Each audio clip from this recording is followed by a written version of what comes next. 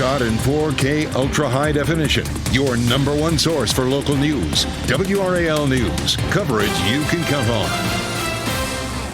New this morning, our level 1 and 2 risk for tomorrow has been adjusted to a level 1 risk across the area. We still have the potential for strong thunderstorms. I'll show you. A road in Johnston County is back open this morning after a deadly crash. The cleanup that still has to happen this morning. And the Huskies are back home after their March Madness win. We'll show you how fans greeted the NCAA champs. Good morning, everyone. It is 4:30, and as usual, we are here to greet you. Thanks for joining us. I'm Renee Chu. And I'm Jeff Hogan. Yeah, good to have you along. And they were talking about that right after the game. Can't wait to get back, see the fans, get that reaction. Of course, yeah. It is something else. Elizabeth Gardner's over in the WRAL Severe Weather Center. A little bit of a downgrade, but this still looks nasty on radar. It does. This is a wide look at the view here from Texas all the way up through the Mississippi Valley. Lots of strong to severe thunderstorms there. Warm fronts lifting up across our area right now. That's going to bring us a little bit of patchy rain today. We'll zoom in and you can see just a little bit of rain out there at the moment. It's not much. Our best chance of rain today will be this morning, but it'll be light and patchy. And then once we get closer to lunchtime, we kept a 20% chance in just for the potential for a little sprinkle. But for the most part, it looks like it's going to be a fairly dry afternoon for us. We may even see a little bit of sunshine. This morning, our warm front's lifting northward, and you can see closer to lunchtime, maybe a few showers that roll through. And then by 4 or 5 o'clock, we may see a few holes in the clouds. We get a little break in the precipitation. But we're still going to see this line of strong thunderstorms back to the west. It rolls through here during the lunchtime hour. Notice that's at noon, a little bit earlier than what we were looking at this time yesterday. So we'll see that line of storms coming through, and then it begins to taper off behind it. The cold front itself will come through during the evening. We may have one more round of some scattered storms there. But it is now a level 1 risk across our viewing area instead of the level 2 risk in our southern counties, and just give us a lesser chance for those strongest thunderstorms. We do have the tower lit in green this morning for some scattered showers, and it's a quiet start across our area. 60 degrees with a west wind at about 5 miles per hour. It will be a warm afternoon, especially if we break out of the clouds. We should climb into the mid-70s. Elizabeth, thanks. State DOT and Environmental Services will be in Johnston County today to clean up the gasoline remaining after a fiery tanker truck crash. NC 39 just reopened before 1:30 this morning after a head-on collision closed it for more than 8 hours. One person is dead after the crash with the tanker truck. This is video of the scene as firefighters tried to put out the flames that engulfed the vehicles. This happened in the Wilson's Mills community just after 5 o'clock. Diesel fuel and gasoline spilled all over the highway after the crash. When firefighters got to the scene, there was that huge fire. They used foam to control it. One man was at home when he saw the smoke from down the street. Me and my wife saw like 4 or 5 emergency trucks coming this way, just hauling butt, man. Just hauling it. I mean, I was just like, oh my God, what the heck is going on? The Antioch fire chief says the driver of the tanker truck got away safely. The driver of the sedan died from their injuries. Today, business owners and residents in Raleigh will have a chance to talk about what changes they'd like to see in the downtown area. This is called the Big Dream Forum. WRAL's Laura Levine joins us live from downtown Raleigh. And Laura, there are a lot of folks signed up to speak today. Absolutely. Good morning, Jeff. Well, the city of Raleigh is looking for the next big idea, big dream to envision what downtown could really look like in the future. Behind me here, we're at the Marbles Kids Museum near Moore Square. And this is exactly what it's all about, right? Finding the vibrant, creative, fun things that we can bring here downtown. The first focus of the economic development strategy was Fayetteville Street. 10 major ideas were presented as the initial result of close collaboration with local residents, business owners, property owners, and other stakeholders. The president and CEO of the Downtown Raleigh Alliance, Bill King, tells me they've been working on this plan for the last year, and community feedback is a major component to move forward. Since COVID, they've been working to address the downtown retail and office markets, advancing and supporting minority and women-owned business entrepreneurs, and identifying other projects. I think there's a lot of opportunities. You think about how are we going to connect downtown to Dix Park? I think that's a great opportunity. Is there some other entertainment option, whether that's a sports facility or something like that that could be brought downtown? We've got a lot of government-owned land in downtown. Is there a way to re-envision that to do something different? So more than 100 people have signed up to speak at this event here later at Marbles Museum. We know that the DRA will use this feedback to compile and put it all into this study that will be complete by midsummer. The event begins at 4:30. Laura Levine, WRAL News, live in Raleigh. A middle school student from Wendell Magnet Middle School is recovering after being taken to the hospital after a fight. Wake County Sheriff's Office says a fight involved two students. School resource officers there and other staff responded to it. EMS also responded. One student was taken to the hospital with non-life-threatening injuries. The SRO investigating is working to get juvenile petitions for the students who were involved in the fight. Today marks 5 years since a deadly natural gas explosion killed 2 people and injured 24 others in downtown Durham. A contractor installing underground cables hit a gas line outside a coffee shop on North Duke Street on this day in 2019. Kong Lee, the owner of that coffee shop, died in the explosion. Jay Rambeau, a PSNC worker who responded to the gas leak, died 2 weeks after the explosion from his injuries. At least 25 people were injured, including 9 firefighters. 4 victims have since filed lawsuits. Those have yet to go to trial. WRAL learned back in January that part of the explosion site is up for sale. Raleigh police officers and those supporting them are calling for better pay. Hundreds of Raleigh officers signed a petition asking the city to raise pay by 15%. It would take the officers' current salary from $50,000 to $58,000 a year. Other police departments are paying their officers more. Cary's base pay for officers starts at $60,000 a year. Members from Teamsters 391 shared their request inside City Council as more than 100 positions remain vacant. One of the main reasons for so many vacancies is retention. Raleigh police officers continue to leave for other neighboring police departments with better pay. The goal for the public comments was for the City Council to include the pay raise in the upcoming budget. New concerns about the level of lead in a go-to for many parents. Lunchables. Our partners at Consumer Reports tested the products. They found some had potentially concerning levels of lead, cadmium, and phthalates. 5 of the 12 tested products would expose someone to 50% or more of the maximum allowable amount of lead and the daily recommended sodium for 4 to 8-year-olds. Turkey and cheddar cracker stackers and pizza with pepperoni top the list. Heavy metals can cause developmental problems in children if consumed in high amounts. None of the kits exceeded legal or regulatory limits. Some parents are now thinking twice. It's concerning. I know the sodium is, I worry about that with kids, for adults as well, but you don't want to give too much sodium to your kids. WRAL received a statement from Lunchables maker Kraft Heinz, and it says in part, all our foods meet strict safety standards that we happily feed to our own families.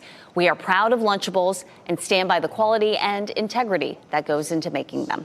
Wake County students and families have more resources for support outside of the classroom. The county launched 2 programs this school year, Neighborhood Networks and the Student Engagement Team called SET. Neighborhood Networks pairs social workers with students and their families to identify their needs, and that includes housing, food security, and clothing. The SET program focuses on mental health. In its pilot stages, dozens of students and their families are already enrolled in these programs. Ultimately, we know that healthy children turn into healthy adults. And so it's so critical that we are looking at the bigger picture, and these programs for the first time are really enabling us to do it in a way that we just haven't before. The American Rescue Plan is paying for the programs. Commissioner Calabria says the program has already helped address issues like absenteeism and student behavior. A teenager in Idaho is facing terrorism charges after investigators say he planned deadly attacks on churches. What he told authorities after his arrest. And today marks the end of Ramadan. We'll tell you about an event happening today at the NC State Fairgrounds to celebrate the holiday. And this is a live look at North Hills in Raleigh. It's going to be a cloudy day and there is rain on the way. Meteorologist Elizabeth Gardner will join us after the break to talk about our WRAL Weather Alert Day for tomorrow. From the WRAL Severe Weather Center, North Carolina's most experienced team of meteorologists. It is 4:42. A little bit of light patchy rain showing up on dual Doppler 5000 radar this morning. We're going to see just some patchy light rain this morning up until maybe early afternoon. And then we should see a little break and maybe even a peak of sunshine later on this afternoon. We take a live look at Apex. It's all dry out there. We really didn't have much rain overnight last night, so it's a pretty dry and should be a pretty quiet trip into work and school, at least weather-wise. 62 in Tarboro. It's 57 in Lewisburg, 58 Southern Pines. It's 58 in Irwin, 62 in Goldsboro and in Rocky Mount and Wilson. So nice mild start this morning as well. Of course, we're watching that potential for some showers. Just a 30 to 40% chance this morning, and then it backs off to 20% chance by later this afternoon. Of course, tomorrow we're still looking at a chance of some strong storms. I'll show you the timeline. In Idaho, an 18-year-old is under arrest after the FBI says he was stopped the day before he was set to attack churches. Prosecutors say this is the suspect, Alexander Mercurio, posing in front of an ISIS flag. The criminal complaint says he told others he spent months making a plan to attack people who attend church in northwest Idaho.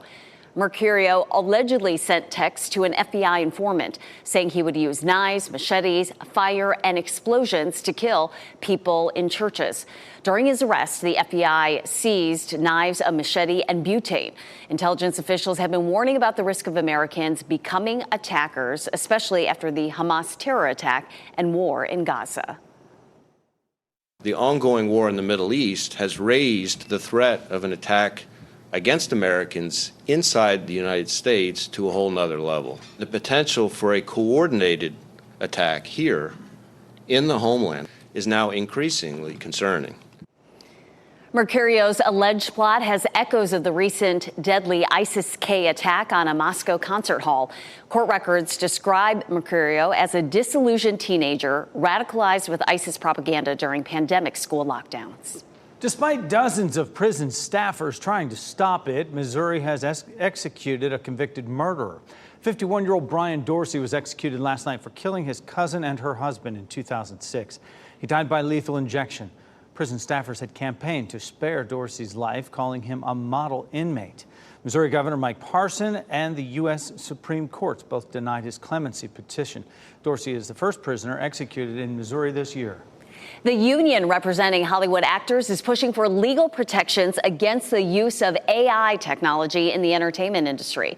One bill SAG-AFTRA is pushing would require detailed consent for the use of digital replicas. A separate bill also asks studios be banned from putting deceased performers in movies without the consent of their family. The Motion Picture Association has come out against the digital replicas bill. It argues that legislation would restrict post-production techniques that have been used for decades. According to recent data, the most stolen vehicles in America are Chevy and Ford pickup trucks, Honda Civic and Accords, and Hyundai Sonatas. As thieves get smarter, so should you. Our partners at Consumer Reports shared some ways to keep your car safe. One way you can deter car theft is by using a steering wheel lock. You could also purchase a built-in anti-theft device, which could save you as much as 23% on your auto insurance. Another tip, adding a well-positioned security or doorbell camera to your home so you can show police the video of it if it gets broken into. The future of the iconic Dean E. Smith Center is uncertain. UNC is weighing whether to renovate the current arena or build a new stadium somewhere else in Chapel Hill. The new facility would be for the men's and women's programs. It would include practice facilities, locker rooms, offices, and meeting spaces. In a statement, UNC Athletics says it's about creating the best experience, coupled with the possibility of bringing in more money. UNC hopes to select a consulting firm this month to report back to them on the options out there. This morning, over 7,000 people in our Muslim community will gather to pray and celebrate Eid al-Fitr. Eid al-Fitr is a religious holiday that marks the end of Ramadan, a month of fasting, prayer, and reflection. Thousands will gather in Dorton Arena on the NC State Fairgrounds. There'll be services at 7:30, 9:30, and 11:30 this morning. One woman from the Islamic Association of Raleigh says this is a way to reflect on the ongoing war in Gaza and conflict in Sudan. We still try to create an atmosphere of joy and hope and optimism, particularly for the youth, because troubled times happen, but eventually those end, and we look forward to the time when we are in a happier situation again. The Islamic Association of Raleigh will host Eid Fest on Saturday as well. There'll be traditional foods, fun activities for children, and local artists and vendors. It will be at the Association's building, which is on Atwater Street in Raleigh. 4:47 right now. We have a nice mild start to our Wednesday. Elizabeth Gardner in the WRAL Severe Weather Center. We do have some rain and storms on the way. We do. Watching Thursday closely, we did see a downgrade, I guess, if you will, to a level 1 risk across the viewing area. But we're still looking at the potential for some severe storms for tomorrow from noon to 5 o'clock. So it is a WRAL weather alert day. Damaging winds, hail, and heavy rain. The potential for isolated tornadoes really goes down with a level 1 risk. But still, wind damage, is exactly that. It is wind damage, and we're looking at some very windy conditions with the system tomorrow and even into Friday. Still having a lot of severe storms along this warm front as it lifts northward. That warm front lifting across our area will bring us a few isolated showers today, but we're not looking at thunderstorms until tomorrow. We zoom in, and you can see just a little bit of patchy rain up around Franklin County, back over toward Orange County. It's not much, just a sprinkle or two, but as we head through the morning, we may see a little bit more of this. We do have a level 1 risk for severe storms across our entire viewing area. Again, damaging winds, heavy rain, possibly some hail with this system. We check out Futurecast. That warm front lifts northward. And then once we get under the warm front, we'll be a little bit more unsettled. So a few sprinkles show up here on Futurecast late morning into lunchtime and early afternoon. And then watch what happens closer to the evening commute. There may be a few breaks in the clouds. We could see a bit of sunshine late this afternoon and into the evening. And then we'll see an increased chance for rain getting into the day tomorrow. Right now, it looks like the morning commute would be fairly dry, but by lunchtime, we're looking at showers and thunderstorms rolling through, and some of these could be strong to severe. It looks like a lot of heavy rain with that as well. It starts to taper off at around 5 o'clock, but the cold front itself won't come through until the wee hours of Friday morning, and there might be one more quick band of some thunder with that. After that, we're looking at much drier for Friday, but there could be a few sprinkles, and Friday is going to be a windy day for us. We check out Rocky Mount Mills this morning. We're seeing dry conditions almost everywhere, and mild temperatures too. 60 degrees right now heading out the door in the Triangle. We have a west wind at about 5 miles per hour. Temperatures are similar to yesterday, looking at mid-50s in Roxborough, but 62 in Rocky Mount, 59 in Fayetteville, 58 degrees in Southern Pines. Around town today, 75 in Raleigh, 74 in Durham, and 78 in Fayetteville. So these temperatures are above normal. 71 is our normal high. We get into the 80s on Sunday. We have a string of 80s in our forecast for next week, too. Some fun over the weekend. It looks like it's going to be a dry and gorgeous weekend to be outside. We're excited to have the Courage versus Thorns game on TV on WRAL at 7 o'clock. Or if you're headed out to the game, the weather looks lovely. 66 degrees with some sunshine at 7 o'clock, and 11 o'clock, 57 under partly cloudy skies. Good looking day for a game. That is Saturday. Of course, tomorrow is a WRAL weather alert day with that potential for thunderstorms in the afternoon. Friday's nice and quiet, but it will be windy. And then check out this string of 80s. 83 Sunday, 84 Monday, and 80 degrees on Tuesday. That's going to be warm. Very toasty. Elizabeth, thanks. Check this out. A house complete with a white picket fence floating in the San Francisco Bay. We'll tell you where it was headed. And the Durham Bulls set an International League record. We'll tell you what was special about this game against the Iron Pigs.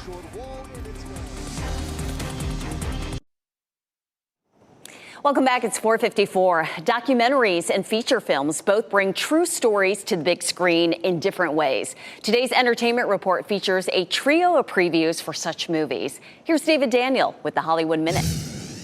Round, round, get around, I get around, yeah. Three brothers, Brian, Dennis, and Carl, a cousin, Mike Love, and our good friend El Jardine. That's family to me. The Endless Summer returns with The Beach Boys. The documentary features never-before-seen footage and new interviews with band members and other music luminaries. It'll be fun, fun, fun when The Beach Boys debuts on Disney+. How about that? Joe. Where'd you learn to hit like that? How would you boys like to be the first members of the San Felipe High School golf team? Us. Latino caddies buck the Juan Crow discrimination of the 1950s and take the course in The Long Game. Jay Hernandez and Dennis Quaid star in the golf drama based on a true story. The Long Game opens in theaters Friday. So y'all current military or are you vets? Army all the way. Trail name's Bacon. I'm Army. Trail name's Peanut. I'm a Marine. Trail name's Mini-Me. How about you? Well, I'm Army, but I don't have a trail name yet. Oh. Don't worry. Your trail name will find you. The Keeper tells the story of George Eshelman, who hiked the Appalachian Trail to raise awareness of military member suicides, carrying the name tapes of 363 service members who died by suicide.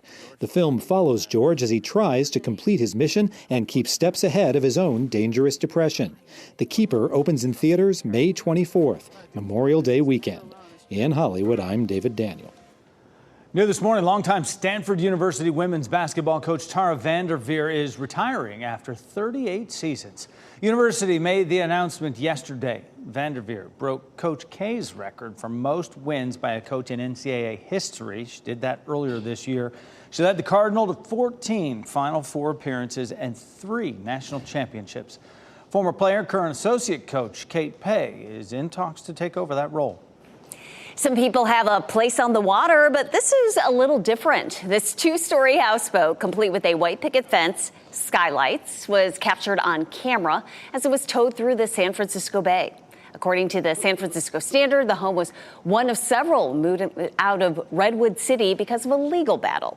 The owner of the houseboat says he wasn't on the boat during the 2-day trek. A U.S. Coast Guard spokesman says the houseboat is now safely anchored on Richardson Bay near Sausalito. The Durham Bulls scored 28 runs during their game in Allentown, Pennsylvania. That's a new International League record. This 2-run homer by the Bulls in the 9th inning scored their 27th and 28th runs of the night. The Lehigh Valley Iron Pigs scored only 10 runs. Every batter for the Bulls scored at least 2 runs.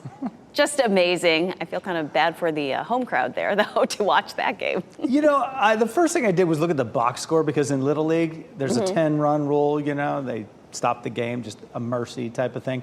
Yeah. They wouldn't have reached that until the 9th inning when they scored 11 runs in the 9th inning. Crazy. And every Bulls player contributed. Yeah.